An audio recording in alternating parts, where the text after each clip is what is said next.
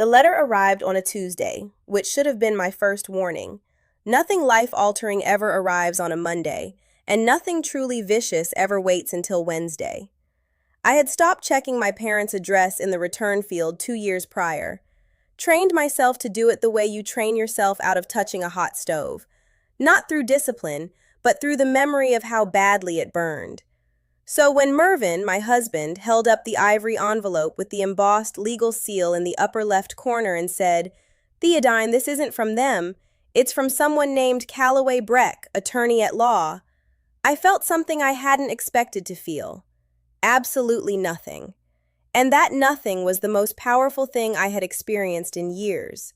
Let me back up, because the letter is the ending, and if I give you the ending before you understand what it cost me to get there, you'll read the wrong story entirely. My parents, Renata and Oswald Struck, were the kind of people who performed warmth so convincingly that strangers at dinner parties left believing they'd met two of the most nurturing souls on earth.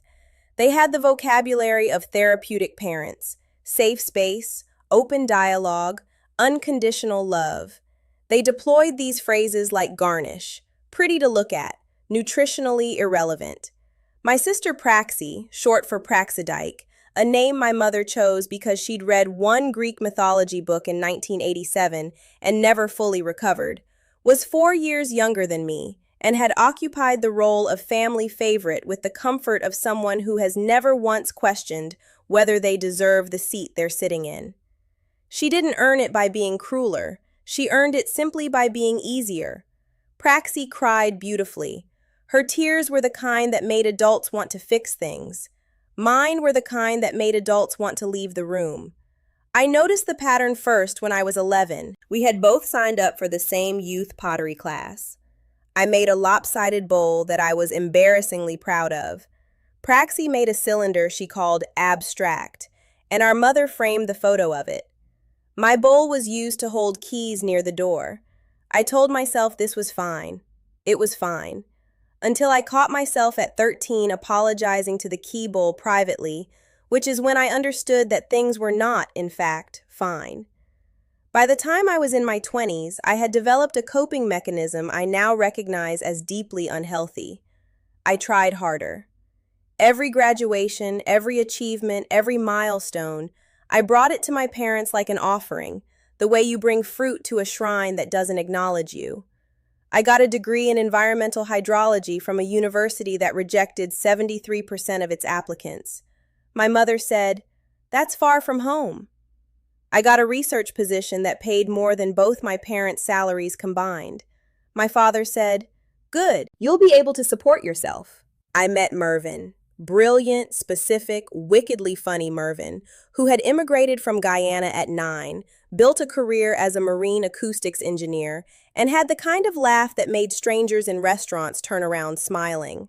My parents called him interesting, the way people call avant-garde food interesting. The downgrade comment came at a family dinner 3 weeks after our engagement. Praxi had brought her boyfriend at the time, a man named Corbin who had never finished a sentence in my presence because he was always already starting the next one. And my father had spent 40 minutes asking Corbin about his investment portfolio.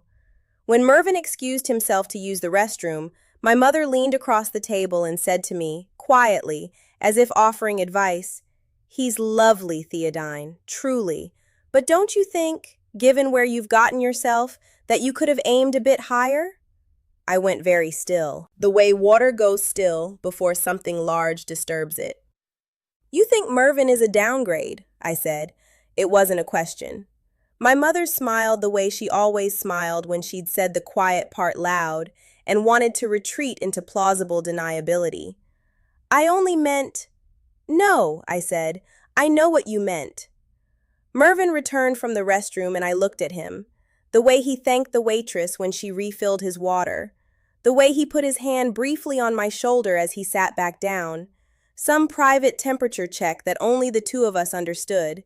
And I thought, I would rather have one dinner with this man than 1,000 with the people sitting across from me. We left before dessert. The graduation was my commencement ceremony for my doctoral degree. I had spent 4 years studying groundwater contamination patterns in post-industrial river systems. My dissertation was 340 pages. I had survived a committee that included a man named Dr. Fothergill, who smiled only when he was about to say something that would require significant revision.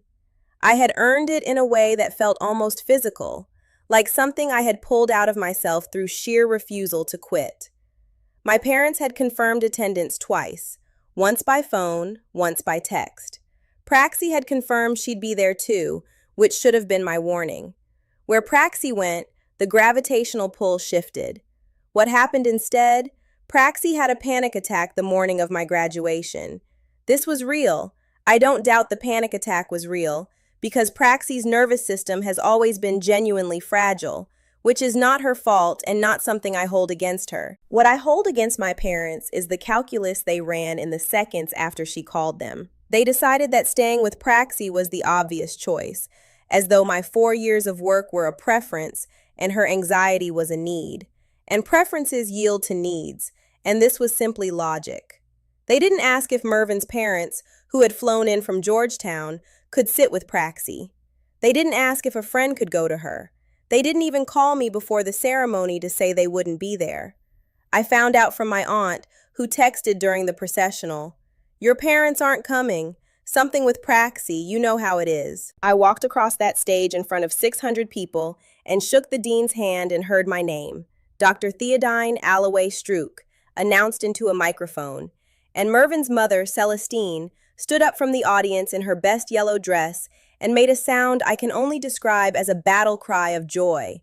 And Mervin's father clapped with his whole body, and I thought, these people flew thousands of miles and they are here. They are here. They are here. I called my parents that night. They said they were sorry. They said Praxi had been very unwell. They said they knew I understood. I said I understood perfectly. And then I did something I had been building toward for 31 years without knowing it. I said goodbye, and I meant it completely. No contact is a phrase that sounds dramatic until you're in it, at which point it sounds like breathing. It sounds like Tuesday morning with good coffee. It sounds like Mervin playing something low and complex on the Bluetooth speaker while you read on the couch, and nobody calling with a need you are obligated to absorb, and the particular silence of a life that belongs to you. The first month was strange. My hands kept reaching for my phone to share things with my mother. Not out of love, I realized, but out of habit. The way your tongue finds a missing tooth. I had spent 31 years performing for an audience that reviewed the performance and discussed it mostly between themselves.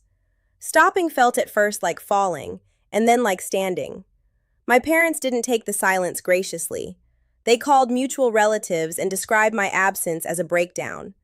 My Aunt Nessie, my mother's sister, who had always been my closest adult ally growing up, called me 6 months in and said, careful and measured, "Theodine, I'm going to tell you something, and I need you to know I'm telling you because I love you, not because they asked me to.